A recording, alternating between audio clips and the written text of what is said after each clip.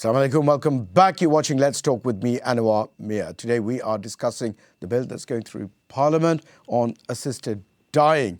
And with me to discuss this, we have a panel who are well known to all of you in the studio and by Zoom. And just a reminder that this is an interactive show should you wish to participate in the call. Just before we went off air, I did pose a proposition that there may well be an element of a financial consideration underpinning these efforts, or perhaps I should describe it as perhaps initiatives, or however else you may wish to term it. But certainly financial considerations are underpinning these various measures that are being put in place, whether it's by way of law, by way of this bill, or indeed on the ground, decisions being made as to balancing the long-term care vis-a-vis the prognosis or the likelihood of the subject person sadly leaving us. We heard from our experts, but I don't think we heard from Mumin Bhai. Mumin Bhai, what's your take on the suggestion, certainly by me, that financial reasons may well play a part? And I think our callers, we've had a couple of calls who we sort of inferred that this may well be the case as well. It's got me thinking. But before I answer that, anybody who's watching, please contact your MP. We need to do this. Everybody needs to do this. The more I think... and just before, sorry, if I may rudely pause you, this is a free vote. There is no whip. The MPs can vote as they wish in accordance with the wishes of the constituents. It is not like other sorts of voting where if the party says we're voting in this particular way and that there's what we call a whip in place, that everybody must follow suit. So it's a free vote. Any and I'll say in Bangla, Afnara Zera Dehra, Afnara MP Loge contact Horoka. Ita oppose Horoka, deadline on the 29th of November.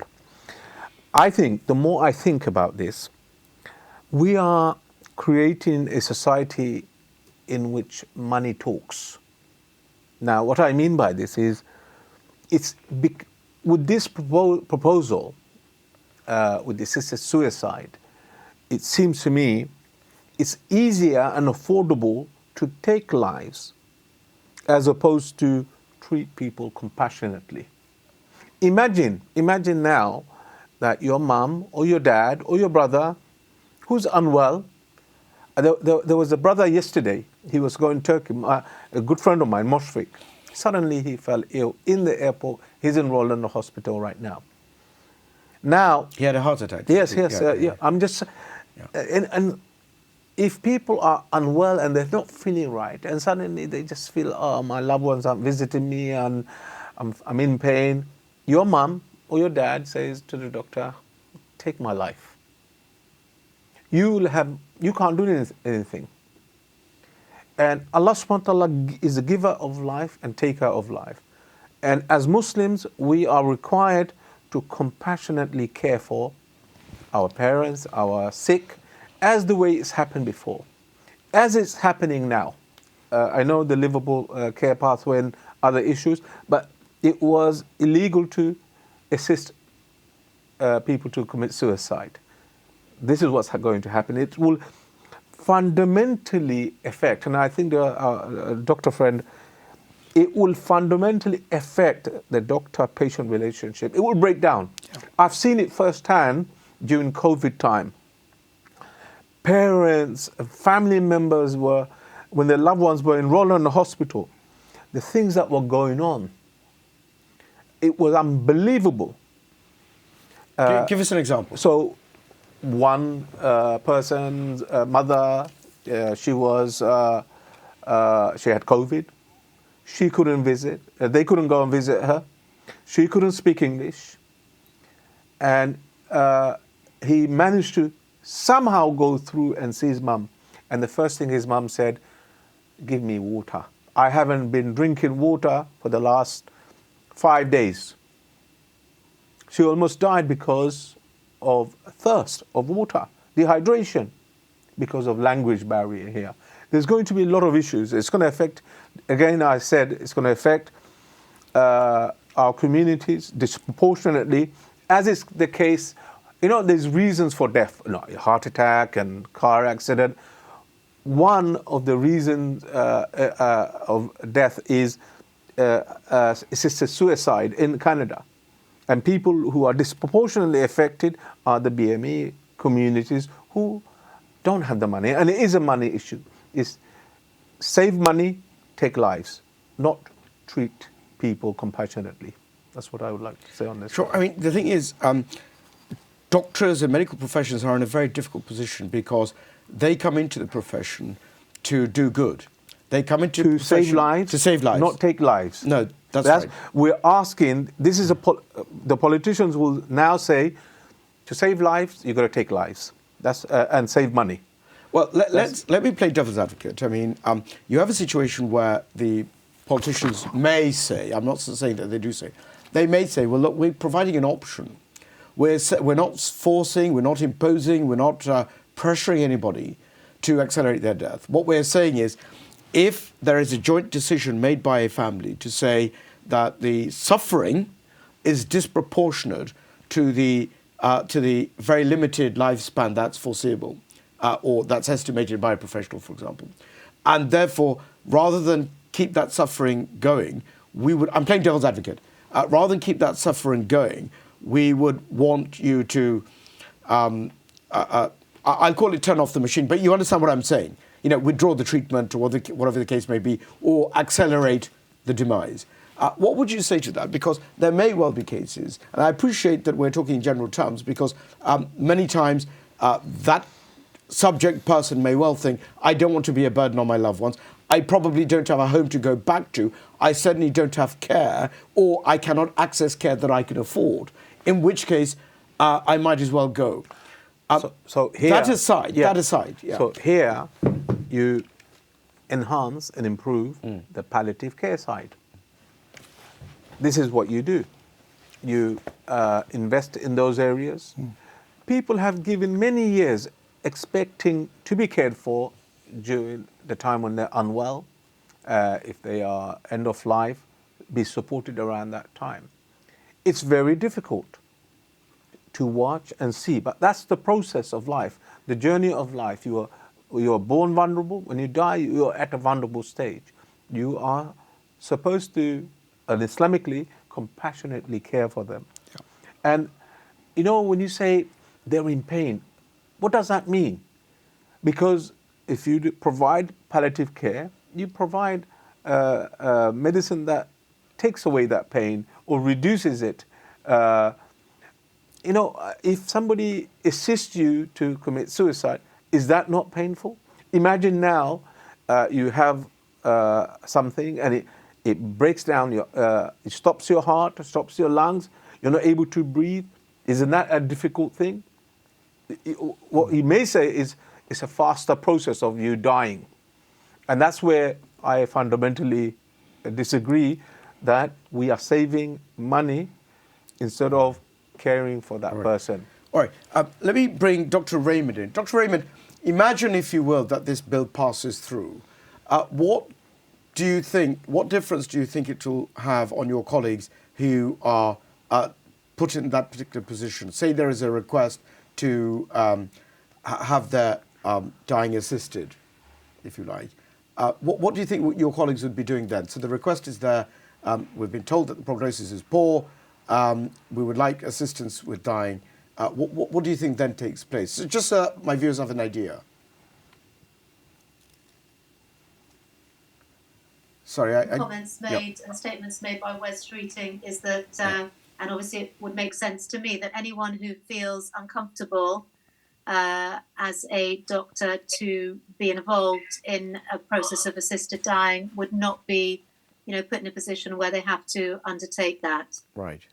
So I think that, that at least will provide some reassurance, for colleagues who might be nervous about that. Yes. So that's my understanding. On your point about finances, I've noticed that Wes Streeting has also made the comment that actually this could, bringing in this law might actually lead to additional costs because it's a whole new kind of system within the NHS. And so that might carry with it, additional costs. Although I take everyone's points around that topic, but that's just something to bear in mind. So Sure. I don't believe that anyone will be forced to do something that they feel is, Right. ethically or morally wrong, because I don't think that's not something that particularly Sure. concerns me. Sure. If I'm honest, I'm more concerned about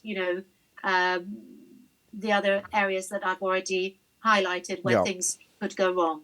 I see. So when decisions are being made. I see. So we have the conscientious objection point, and if somebody feels uncomfortable, a colleague of yours feels uncomfortable, there was no obligation upon them to go and be part of that. On the cost point, what West Streeting MP says, surely do you not think that's a short-term position of the additional cost? Because with any change, whatever, it's a short-term thing, and once the systems are in place, then there's no further injection of that capital or funding or whatever the case may be. Is that not the reply to that, do you think? I'll be very honest with you. Finances is probably not my strongest point. No, it's fine. But I think that whenever you're introducing, a new system, obviously there are the initial additional costs. But however, that would still need to be maintained. There would need to be, ongoing training systems, the legal setup, and so on. You need 2 doctors. So I don't really know. Is the short answer? I don't really know how much it will cost compared to actually, investing more in palliative care. I understand.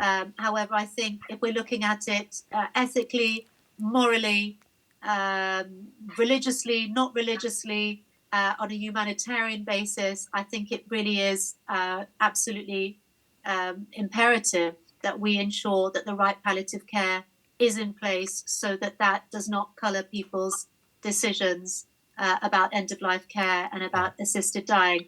And I understand that, West Streeting is of a similar view as that. And I think as regards to the costs, I don't think that that's been mapped out sufficiently to know what the comparative costs would be. I see. Yeah, very good. Ms. Begum, let me ask you this. What would you say to our viewers? Because there is a move to lobby members of parliament and so forth. What would you be telling our viewers as to what they should be saying to their members of parliament? Yes, so I'm going to say to everyone in our community tonight that it's a moral, social and human issue that will affect all of us, our families, our healthcare system and the vulnerable members of our community. So everyone, please take responsibility and contact your MPs. In each household, there might be 10 people living in the house. Please, one person can just set up emails and write on behalf of those 10 family members. So please get those emails going tonight. We only have 2 more days. So please, to everyone in our community, please write to your MP. Please contact your MPs and oppose this bill. Can I just say what Selena is saying? আপনারা যদি sign letter or template, our website or asset template, www.13riverstrust.co.uk. আপনারা এটা simply, if the young people are watching and your parents want a bit of help them. Get them to write, email on behalf of them, email on behalf of yourself. This is going to be a very important issue. If we are not active, active then but they are complain too late to Yeah, and just to underscore that again, so they can cut and paste that, lift it. We have a draft letter. There's no copyright. You encourage it. Yeah. And then you just put your name. Yeah. And you send it to whoever your local there is a find your MP. Right. So that's within your website. Within the website. Fantastic. Yeah. Okay. Great. Let me go back to Jakir Bhai. Jakir Bhai, you've heard what Ms. Begum has said. You've heard what Dr. Raymond has said as well. Do you want to add anything to what's been said? Okay. I mean, I'm going back to that caller question. It's all about Islamic point of view. I mean, any major religion that society is not permitted. whatsoever. Yeah. I mean, there is so many courses in Bible, and so on. So this is something we have to take in out. This is not related to Islamic faith. It's humanitarian ground, and we have to focus on that. And before it's too late, we have to work very closely. And like I say, it's Moving by got his website, which is can provide help. Yeah. And we have a Tafidaraki Foundation website as well. Yeah. We can provide help. And I mean, so anyone can contact your yeah, website, absolutely. And you would reach out to them. We'll guide them, absolutely. Yeah. And on top of that, I mean, let's not forget that is a general cop from USA. He mentioned, let's not make medicals or medicine to save life and kill life. So this is something very, very important we have to remember. And top of the think about it, within the doctors, I mean, there's so many doctors with strong belief and faith.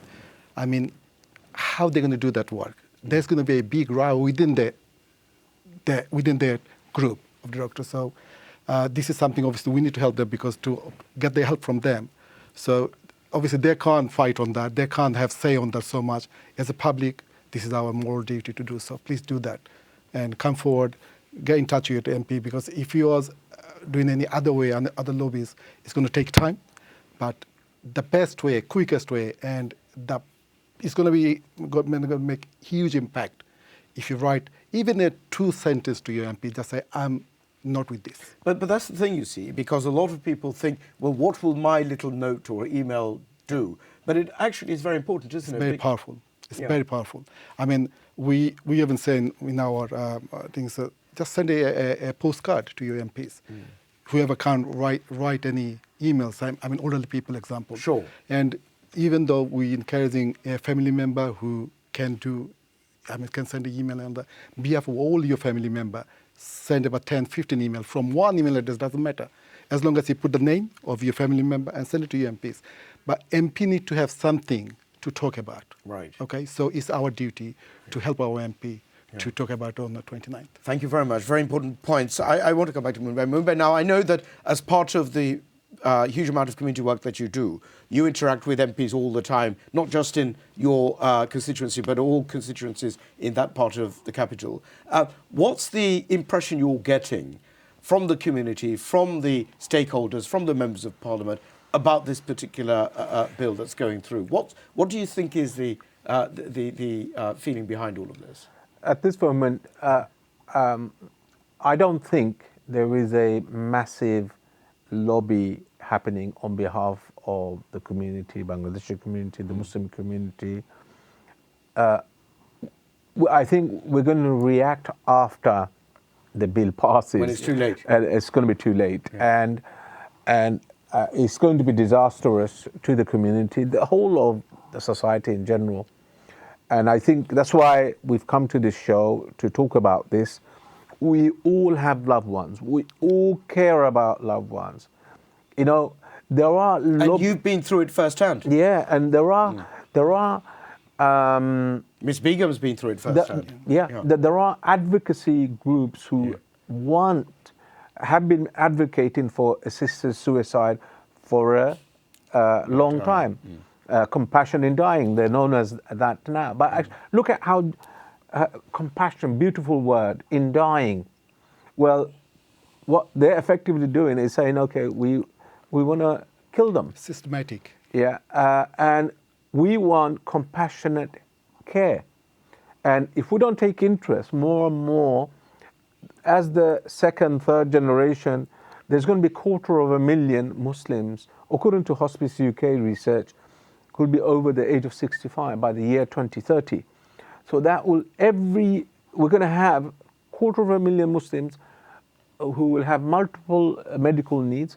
And as a community, we're going to see more and more hospital admissions. And if we don't take interest in what happens in the NHS, in what happens to care policies and laws, it's going to impact us. And so that's why everyone needs to write to the MP, contact the MP, because you give your MP that vote. At least you need to give your point of view, and the MP needs to listen. because a lot of the MPs I'm seeing,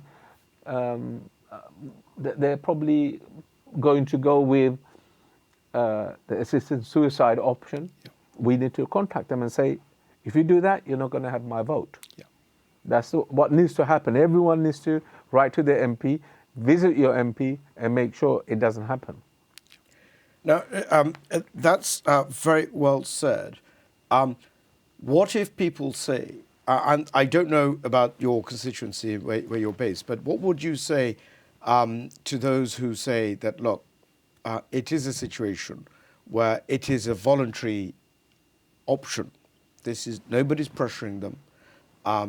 It's not as dramatic as some people say. Nobody's being asked or encouraged to commit suicide. Again, I'm putting the other side to you because I have to, because I understand where you're coming from and I understand where others in this program are coming from. But in terms of the fact that this option should be there, in this society, is it wrong to have that option where people can say, no, we don't want to have this assistance in dying. We would rather just... Assisted suicide, no, it shouldn't happen. Right. It's wrong. In all fronts, regardless of faith, culture, whatever background. So you're saying the option shouldn't be there? Of course not. Okay. And informally, Tahfida's mum mentioned something. Informally, Yeah. my mum was given the option of not getting any more treatment, and within 6 months she was gonna die. Tahfida's situation we've heard. So these things have been happening in the hospital, behind the back door. Yeah. What now is going to happen the front door, and I'm saying the relation between a doctor and patients is going to completely break down. Yeah. Doctors are there to save lives, not take lives. Let me very finally, we're coming to the end of our show, but I just want to... Now, your community, our community, has a tendency, we've only got a minute to deal with this, has a tendency to vote for the Labour Party. It is the Labour Party which is advocating this and bringing this forward. Kim Ledbetter, whose sister Jo Cox sadly was killed, murdered. But the fact is that it's the Labour Party which is doing this, and your community keeps voting for the Labour Party, generally speaking. Why do you think that is? Because a lot of what the Labour Party is doing isn't exactly what your community stands for, or the ethos of the community is there. Yeah, and these are some questions we all need to be contemplating. Asking. We need to be contemplating. I was going to become, I was thinking about becoming a Labour councillor, MP, but the more I saw, the more with the illegal wars to issue around Gaza, and now this, I'm just thinking, wow, is Labour for me? Because clearly they are not in touch with their constituents, and or maybe they're not from the community. They, they're supporting. I understand. Yeah. Point made. Thank you very much, ladies and gentlemen. I must thank my guest, Dr. Raymond, for her valuable time. Ms. Begum, again, the kind of hard work that she does, and thank you for sharing that. Jakir Bhai, thank you very much, and Mumin Bhai as well. And of course, thank you to you for watching. Do stay well. Keep us in your prayers, inshallah. We'll look forward to seeing you on another occasion. Salam alaikum.